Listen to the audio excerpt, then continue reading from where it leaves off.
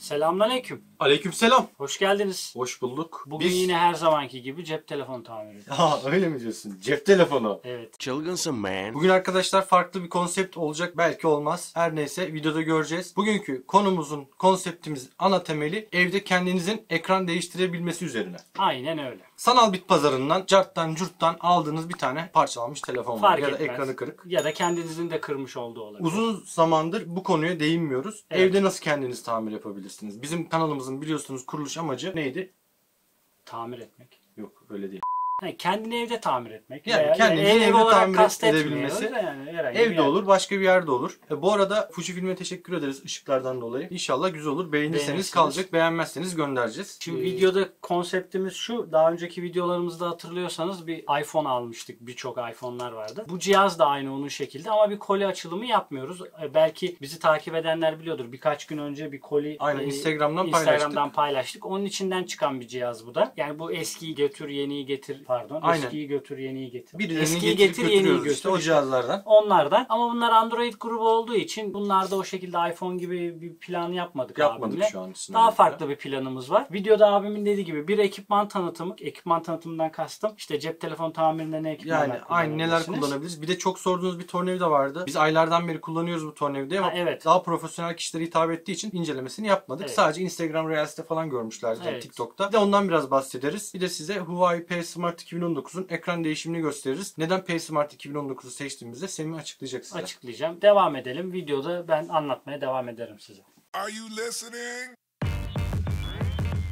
Damn. Tekrardan merhaba. Kullanacağımız ekipmanlar bunlar. Cihazımız da bu. Cihazı bahsettiğimiz gibi toplu olarak aldığımız cihazlardan. Cihazdaki sıkıntı şu: ekran kırık. Bakın bir de böyle. Şimdi ekran değişimini yapacağız ama bunun için Square S126 tornavida ile yapmayı düşünüyoruz. Bu elektrikli tornavida uzun zamandır kullanıyoruz ama tanıtımını yapmamıştık. Neden yapmadık? Biraz fiyatı yüksek. Yüksek ve profesyonel kitleye hitap ediyor. İşte evet. O yüzden yapmamıştık. Kafa karışıklığı yapmak istemedik. Çok da Instagram'dan görmüş arkadaşlar Reels'ten ve TikTok'tan Evet. seni. Sordular. Biz de bir gösterelim. Aslında bu tornavidanın Dedik. abi lafını böldüm. İyi yanı şu. Hemen onu söyleyeceğim. Artılarından biri. Hem manuel oluyor hem elektrikli. Yani içinden şöyle bir kutu çıkıyor. 24 parça var bunun içinde. Bu manuel Mija'ya benziyor. Aynen. Manuel Show olarak Mija gibi. kullanılıyor. Aynı zamanda bu uçları buraya takabiliyoruz. Bunun avantajı ya da dezavantajları ne? Dezavantajı yok aslında. Güzel bir tornavida. 60 dakika şarjı gidiyor. 40 dakikada doluyor. Type-C ile şarj oluyor. İçine Type-C kabloyu da koymuşlar ve bir etiket çıkıyor. Etiket var. Bir de şunun altında da kullanım kılavuzu var. Şöyle açayım hemen. Kullanım kılavuzu var. Kullanım kılavuzunda da anlatılıyor. A, P, 1, 2, 3, 4 modları var. A modu Angel diye geçiyor. Sıkma kuvvetini kendi ayarlıyor, torkunu. P, bunlarda torkları siz ayarlıyorsunuz. 1, 2, 3, 4 kuvvetleri var. Vites gibi düşünebilirsiniz. Yani çok böyle detaylı bahsetmek istemiyorum. 320 mAh bataryası var. OLED ekranlı. İçinden bir Type-C kablo çıktı. Şimdi burada iki tane tuş var. Bu tuşlara arkadaşlar aldanmayın. Biri sıkma, biri açma değil. Bunun güzel yanı şu: alttaki uca bastığınızda, diyelim sağa çevirdiğinizde bu tarafa yapar. Sola çevirdiğinizde açma işlemini yapar. Zaten gösteriyor. Sağa çevirdim kapama işlemi. Sola çevirdim açma işlemi. Bir gyroskop var herhalde içinde. Büyük ihtimal şurada bir batarya göstergesi var. Şarjı benimkinin bitmek üzere. Ama ben bunu 2 aydır, belki daha uzun süredir kullanıyorum. Bana bir hafta şarjı rahat gidiyor. 60 dakika. Demek ki bir haftada 60 dakikalık vida sıkıyor. Evet. Bu tuş ise biri Arkadaşlar duydunuz mu? Bir haftada 60 dakikalık video sıkıyor Semih. Hesap edin. Vida. Vida sıkıyor. Ya bunun iyi yanı ne? Mesela manuel Ya tornavidalarda kaç tane sizce telefon tamiri yapar? tahmin etsinler. Bunda mesela normal tornavidada şöyle sıktığınızda belli bir zaman sonra şu bileğinizde bir ağrı olabiliyor. Aslında ağır bir iş değil ama arkadaşlar benim gibi yapanlar bilir. Bıkıyorsunuz. Özellikle Samsung'larda 12-20 tane vida oluyor ve bunları sürekli sıkmak zor oluyor. Ben bazı günler 20 adet Samsung söküyorum. Yani 20x20 400 tane vidalama demek. O yüzden elektrikli tornavidaları tercih ediyorum. Hatta bende şarjlı değil bir tane tornavidam var. Direkt elektriğe bağlı. Aynen, direkt elektrikli. Bu üstteki tuştan bahsediyordum. Bu tuşta tek farkı şurada ışık yanar arkadaşlar, bakın. LED ışıkları yanında. Yine aynı görevi görür. Metaldir, çelik. Gayet güzel. Şurası bakın şöyle oynar. Bunu sakın yanlış anlamayın. Bunun amacı böyle açılı yerlere girmesi için. Yani baktığımızda kabataslak böyle bir tornavida. Yani bunu birçok arkadaşımız anlat diyordu. Biz bunu ilk baştan beri tanıtmamamızın en büyük nedeni pahalı bir tornavida arkadaşlar. Yani sitesine de girip bakarsınız. Şuradan QR okuyucusunda da var. İsterseniz hemen girip bakalım ne kadarmış. Ama şirkete ben mail attığımda bir indirimli link Hemen aldım. açtım. İsterseniz açıklama bölümünde indirimli linkini de Bakın, bulabilirsiniz. $110'mış fiyatı. Bizim kullandığımız kullandığımız Havya da burada var. Havya da var. Benim kullandığım Havya şu. Bu Miniware Havya ama bunun daha muadili var, kendileri üretmiş. Evet. Bu firmada biraz daha makul fiyatı. 52 dolar. Benim kullandığım 100 dolar. 100 dolar civarıydı. Arkadaşlar biliyorum biraz ürün tanıtımı gibi oldu ama birçok arkadaşımız bunu istiyordu. Bahsettik. Aslı olmadı bunu videonun sonuna koyar. Böyle de bir tamir setimiz var. Normalde ben aslında birçok arkadaş bilir bu kadar komplike setleri kullanmıyorum tamir yaparken. Daha basitlerle yapıyorum ama son zamanlarda bana gelen talepler şöyle: hani kullandığın ekipmanları göster. Biz de bu ekipmanlardan yola çıkarak kendimize bir set alalım gibi düşünüyorlar. Şimdi bu setimizde her şey var arkadaşlar içinde. Açma aparatından tutun. Yani daha önceki bunu tanıttığımız videolarımız var. Onlara bakabilirsiniz. Var değil mi? Şuradan hemen açalım. Hatta ben onu kısa video yapmıştım normalde de. Sonra uzunla yaptık. Bu arada bu telefonu ben öncesinde, yani ekranı çıkıyor ama şöyle göstereyim, özür dilerim. Şuradan hemen göstereceğim. Denedim, bakın çalışıyor. Bu telefonu eğer serviste dışarıda yaptırırsanız maliyeti biraz daha fazla oluyor. Özel servislerde olsa. Ama kendiniz evde yaparsanız maliyetten büyük bir tasarruf elde etmiş olursunuz. Bizim son zamanlardaki Ferdi ile planımız şu: israf etmemek, Aynen. dönüştürmek, İsraf tamir etme, tamir et, dönüştür, kullanma, çöpe at. Yok, çöpe atma, kullanma. Çöpe atma, kullanın Kullanma, arkadaşlar. hepsini çöpe Ferdi'ye at. bakmayın siz. Ferdi hemen böyle ciddiyetten uzaklaşıyor. Ben P'de kullanıyormuşum. Şöyle yap. Bunu 3 kere bastığınızda modu değişti. Bir biraz daha torklu oluyor. Bir de kullanabilirsiniz. O size Şimdi kalmış. şöyle ki, ay abi güzel anlatıyorsun falan filan diyorsun. Ekranı nereden bulacağız? Hangi satıcıdan alacağız? A kalite diyorsun. Nereden bileceğiz A kalite olduğunu? Orijinalin orijinal olup olmadığını nereden anlayacağız? Bu sorular Android'de sizden bize çok fazla geliyor. Biz halihazırda iPhone tarafını çözdük bunun. Kendi web sitemizde iPhone yedek Evet. parçaların A kalitelerini koyduk. Kullandığımız bu mata kadar koyduk. Yani şu mavi, şundan bahsediyorum. Bunun adı mat. Tamir matı. Tamir mat. Ama Android tarafında da çok sizden talep geldi. Birkaç gün önce denemek için yavaş yavaş, çok da vakit alan bir iş, bazı model markaları koyduk. Muhtemelen bu videoyu izlediğiniz gün Huawei'lerde eklenmiş olacaktır. Bu ekranın da A kaliteli olup da hem ekonomik hem de kaliteli olanın linkini aşağı bırakacağız. Kendimizin test edip gönderdiği ekranlar bunlar. O yüzden bir problemle karşılaşmazsınız. Sadece yapmanız gereken tek şey videoları izlemek arkadaşlar. Bu telefonların açılım, söküm, toplama, montajlama işlemlerini adım adım harfiyen izlemeniz lazım ki problem yaşamayın evde ekran değiştirirken. Yoksa biz bu videoları teknik servisleri de telefonculara anlatmıyoruz. Onlar zaten bunları biliyor. Belki bizden daha iyi yapıyor. Bu arada lafını bölüyorum. Çıtasız ekran da takabilirdik ama şurada bakın bir kırık var. O yüzden buna çıtalı ekran takacağım için komple sökmem Burada gerekiyor. dipnot geliştirmek istiyorum ben. Tamiret.net'ten alışveriş yaparken çıtalı ve çıtasız olarak biz ekranlara yazıyoruz. Eğer sizin de bunun gibi çıtada bir deformeniz varsa muhakkak çıtalı ekranlara bakın. Çoğu ekranın çıtasızını biz öneriyoruz. 13 ile 20 dolar arasında aşağı yukarı fark ediyor. Evet. Ekran çıtalı olup olmamasına göre. Çıta dediğimizde şu tutya malzemesinden yapılmış ara board tutucu ve ekranla board'un arasında bağlantıyı sağlayan. Şimdi göstereceğim ben Hikaye. çıtayı size. Oradan Hikaye dedim ya da. ekranı verir misin? Adam bunu ölçmüş, biçmiş, mühendisler çalışmış. Sen Ben hikayede basit sanki o kadar. Neyse. Sanki Instagram'a hikaye atıyor. A kalite ekranımızda Semih size anlatacak. Neden A kalite dediğimizden de bahseder. Biraz çıtalı ekran değiştirirken çok vidalama oluyor arkadaşlar. Anakartı yerinden çıkardık arkadaşlar. Biraz sert olabiliyor orada. Şimdi çıtalı ekrandan kastımız şu. Hemen göstereyim size. Bu bakın.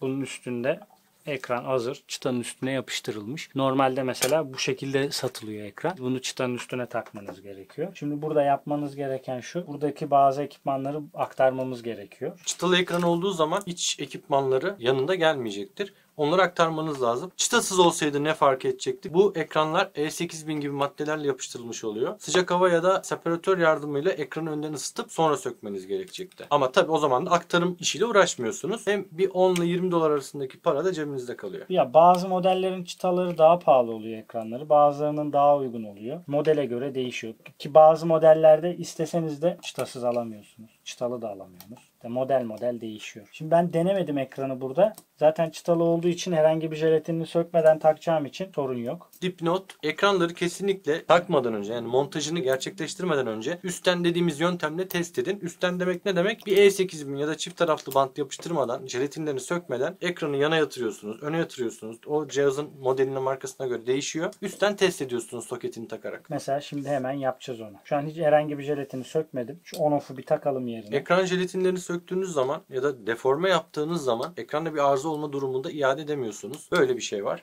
O yüzden kesinlikle sökmeyin. Şimdi şunu bir takalım yerine. Bir de bir maliyet çıkartalım günün sonunda. Bunu evde kaç paraya biz mal ederdik ekranı kendimiz Tamam. değiştirmiş olsaydık. Telefon teknik servisine bıraksaydık ne kadara mal ederdik? Şurada bir tane vidamız vardı. Bunu takalım. Biraz önce söktüğümüz. Vidaları bazen ben de karıştırıyorum yerlerine. Üstten şu şekilde denemek arkadaşlar. Hemen gösteriyorum. Taktım. Açtım. Her üstteki jelatin duruyor. Şu bataryanın altındaki de duruyor. Bir açılsın. Deneyelim. O açılırken ben de şunun üstündeki titreşim motorunu alayım. Tam test edecektik. Batarya yerinden çıktı. Bir daha açalım. Titreşim motorunu yerine taktım. Şimdi bakalım açıldı mı telefon? Açıldı. Ekranı test edelim üstünden. Bu şekilde. Mesela klavyeyi test edin. Basmayan bir yer var mı? Bu şekilde test ettikten sonra montajlamaya devam ediniz. Benim size tavsiyem. Yani tamiretten aldığınızda söylemiyorum. Nereden alırsanız alın bunu yapın. Bence Tamiret.net. yapma şöyle. Yapmayın. Oğlum benim belli bir saatten sonra videoda canım sıkılıyor. Bilmiyorum 10 dakika benim kapasite.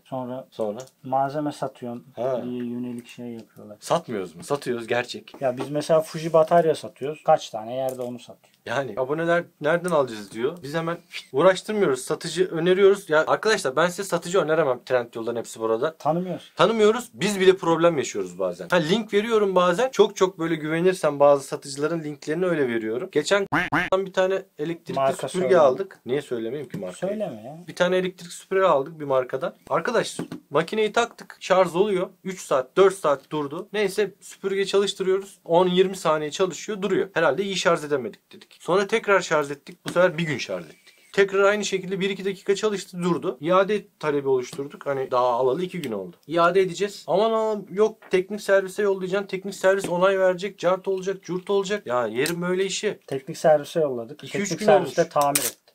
Teknik servis malzemeyi tamir ediyor. Bari Ya ben bu- yenisini ver en azından. İade etmek istiyorum. 2 günlük malı niye tamir ettireyim? İşte. Ya markanın bir suçu yoktur muhtemelen. Ya kul yapısı bu. Sonuçta bizim aldığımız satıcı belki kasti olarak bunu yapıyor. Ama Bilemezsin. bizim iade hakkımızı kullanmak istiyoruz. Adam tamir ediyor. Böyle bir durum var.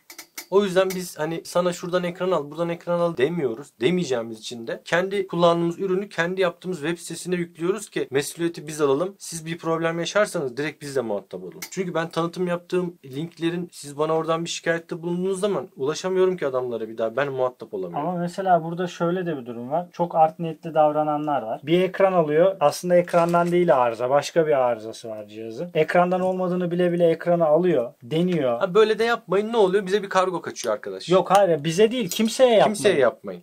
Atıyorum adam alıyor hepsi burada N11 Trendyol iade Yazık de var. Geri sonra satıcıya iade ediyor. Satıcı bunun için bir emek sarf ediyor arkadaşlar. Yani güvenmiyorsanız Suistimal. almayın. Alıyorsanız da iade etmeyin diye düşünün. Ha bir arıza vardır o ayrı. Biz mümkün olduğunca şunu öneriyoruz aslında. Yaşadığınız ilde tanıdığınız teknik servis toptancısı varsa aranızı iyi tutun. Gidin deneyin. Deneyerek alın. Tabii bence. Yani en azından ekran almazsınız. Bir denersiniz ekrandan mı değil mi görürsünüz. Ya bu daha mantıklı. Ya da kendinizin hurda ekranları olur zamanla. Bir satın almadan önce ekranı orada test edersiniz, denersiniz. Ya da alıyor, test ediyor, hiçbir şey yok, her şey çalışıyor şıkır şıkır. Telefonun şebekesi bozuk oluyor. Evet. Geri iade etmek istiyor. Yani çok saçma arkadaşlar yani bu tarz şeyler bence.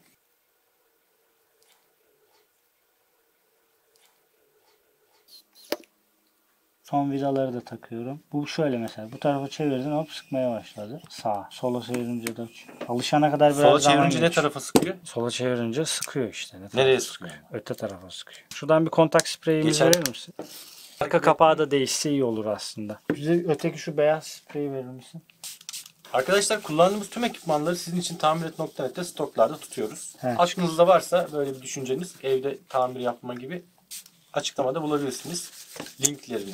Bu kapak Mortingen. O kapağı değiştirelim ama şu an elimizde o kapaktan olmayabilir. Kasa var. Evet canavar gibi oldu. Şimdi şöyle yapacağız. Cihazı sıfırlayacağız ama derleme koduna basıyoruz. Geliştirici seçeneklerini açmamız gerekiyor. Geliştirici seçeneklerinden muhakkak OEM KID'ini etkinleştirmek lazım. Etkinleştiremiyoruz. Neden? Wi-Fi'ye bağlamamız lazım. Wi-Fi'ye bağladık. Burada amaç ne arkadaşlar? Biz hangi telefonu alırsak alalım eğer böyle ayarlarına girebiliyorsak, içi açılıyorsa ilk yaptığımız direkt geliştirici seçeneklerinden OEM kilidini açıp cihazı sıfırlamak. Çünkü içinde daha önceden aldığımız şahısın bilgileri olabilir.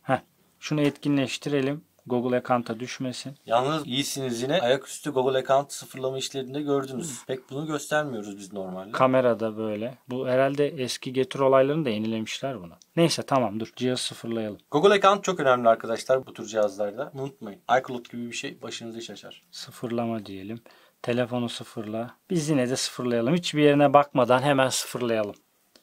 Tamam. Tam çıtalı ekranda böyle işte. Bu da şu da çıtası. Bu da ekran. Çıtasız olsaydı bunu buraya B7000, E7000, 8000 ne Aynen öyle. Mantık o. Çıtasız Bu da çok şekilde. kolay ve ucuz. Çıtasız tercih edin. Yani burada amaç neydi? Kendiniz bir şeyler yapabilmek. Arkadaşlar, telefoncu arkadaşlar bize bazen kızıyor işte öğretiyorsun. Bu sefer bizim işimizden. Ya biz de abimle araba tamir videosu izliyoruz ama hiç hayatımızda araba tamir etmedik. Ben yani motor yağ değişim videosunu izliyorum. Ben araba tamir videolarını seviyorum. Ama etmeyi ben lastikle değiştirmeyi düşünmüyorum Yani, açıkçası. vallahi Lastikçiye lastikçiye gidiyoruz. Yoksa kendimiz de yaparız. Arkadaşlar yani. Zaten şöyle bir durum var. Kimse kimseye bir şey... Oğlum telefon sesini bir kere kıs ya. Oğlum telefonun sesi. Kasti mi yapıyor? Hayır, telefon yanımda değildi ki. Kısıkta dursun hep. Telefon çünkü burada durmuyor. Oğlum saatim Yanımda, var. cebimde değil telefon. Neyse arkadaşlar olay böyle işte bu sıfırlıyor kendini. Biraz zaman alabilir. İşte bu videoda hem birkaç ürün Securi gösterdik. tercih edin. Doğru tornavida. Evet, Securi diye mi şey Ne bileyim. yapılıyor? Securi. Security. Neyse dalga geçme ürünle Ben de. dalga geçmiyorum. Gayet güzel. Yalnız çok ağır böyle güzel bir ürün. Bu tür tornavidaları satın alırken en çok baktığımız nokta kullanılabilirlik İşlevsellik. olması. Neyse işte öyle ya. Arkadaşlar izlediğiniz için teşekkürler. Başladı bu arada. Geri geldim. Emu. Açıldı. Bunu satarız. Bu arada A few moments later.